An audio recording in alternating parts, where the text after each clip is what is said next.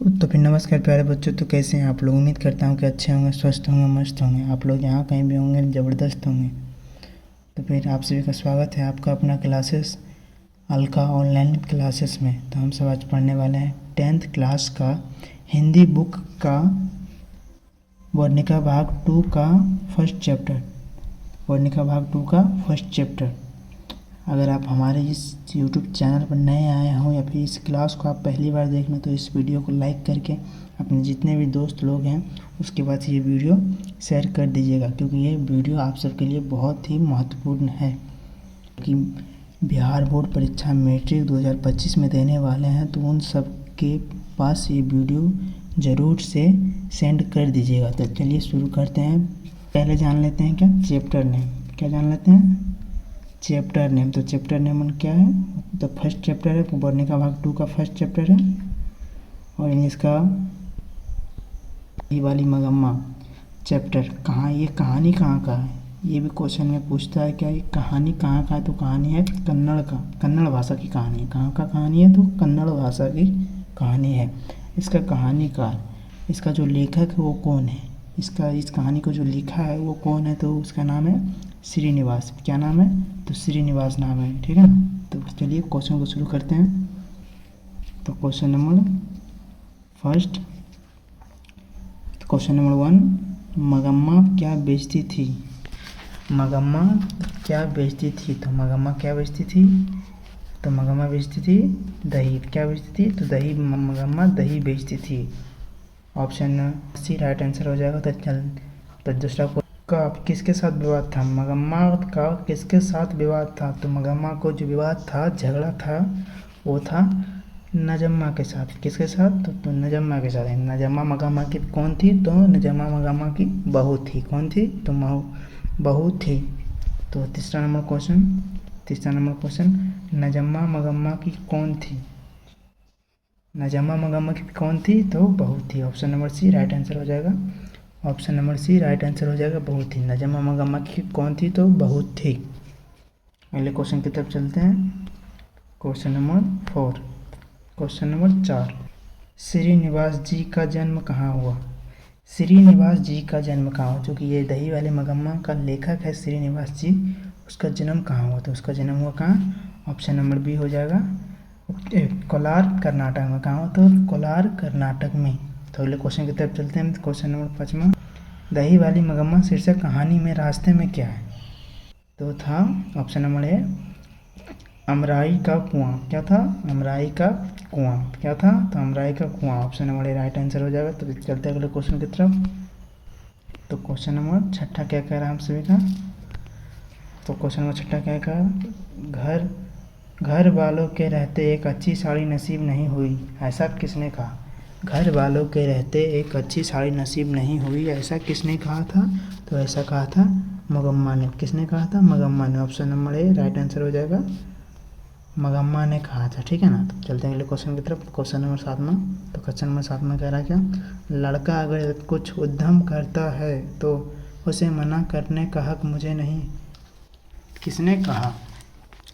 लड़का अगर कोई भी शरारत करता है तो वो मुझे मना करने का हक नहीं है, ऐसा तो किसने कहा था? तो ऐसा कहा था मगम्मा ने। किसने कहा था? मगम्मा ने। Option number A right answer हो जाएगा।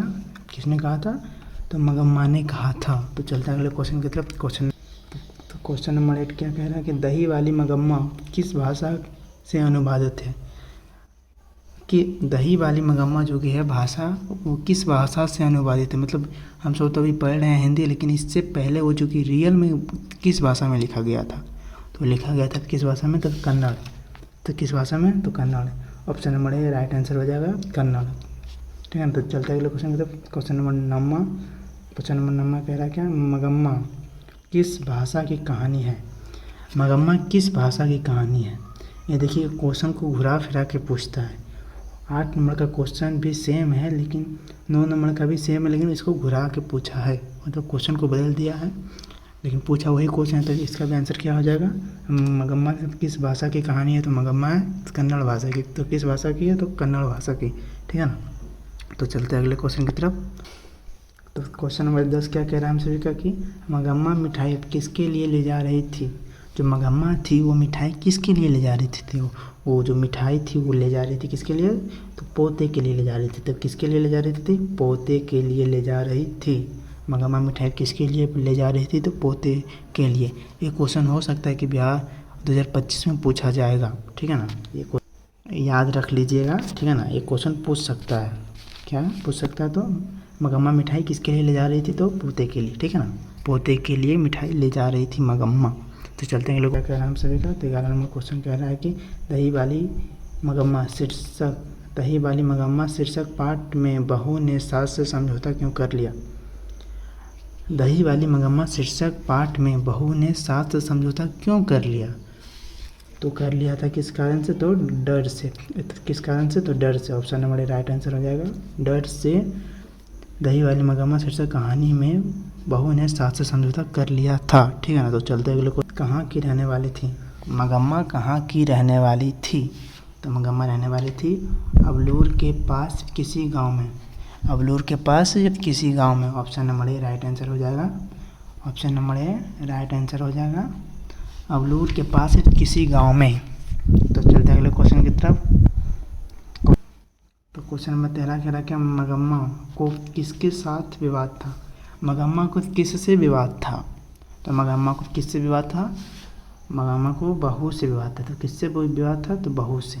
Option number B right answer हो जाएगा, बहू से विवाद था। तो चलते हैं अगले क्वेश्चन की तरफ। क्वेश्चन नंबर 14, क्या री राक्षसी इस छोटे से बच्चे को क्यों पीट रही है?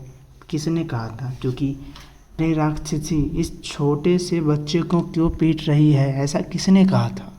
तो ऐसा किसने कहा था? तो ऐसा कहा था मगम्मा ने। तो किसने कहा था? मगम्मा ने कहा था। तो किसने कहा था? मगम्मा ने कहा था, ठीक है ना। तो चलते हैं अगले। तो क्वेश्चन नंबर 15 देख लो। दही वाली मगम्मा कहानी किस लेखक द्वारा रचित है? दही वाली मगम्मा कहानी किस लेखक ने इसको लिखा?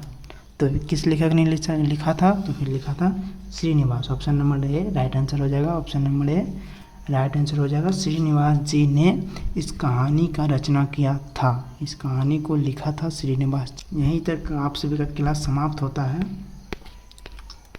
अगर आप सबको ये वीडियो, ये क्लास, अगर आप सभी को ये क्लास पसंद आया तो लाइक करके इस चैनल को सब्सक्राइब कर लीजिएगा। और अपने जितने भी दोस्त या फिर मित्र हैं, आपके कोई भी रिश्तेदार हैं, तो उन सब के पास ये वीडियो ज़रूर शेयर कर दीजिएगा, क्योंकि ये आप सबके लिए बहुत ही महत्वपूर्ण है। और यहाँ पे सभी विषय का तैयारी करवाया जाएगा। सभी विषय का तैयारी करवाया जाएगा, ठीक है ना। Hindi, English, mathematics, social science और संस्कृत, छो विषय का 10th क्लास का 6 विषय होता है। 6 विषय का आप सभी को यहाँ पे रिवीजन करवाया जाएगा। अगर आपको रिवीजन करना है तो आप इस चैनल को सब्सक्राइब कर लीजिएगा और बेल आइकन को भी प्रेस कर लीजिएगा, क्योंकि जब भी इस चैनल पर कोई भी क्लास हो तो आपके पास सबसे पहले नोटिफिकेशन चल जाए, इसीलिए नोटिफिकेशन को ऑन कर लीजिएगा, ठीक है ना। तो इसी के साथ क्लास को समाप्त करते हैं। तो जय हिंद, जय भारत।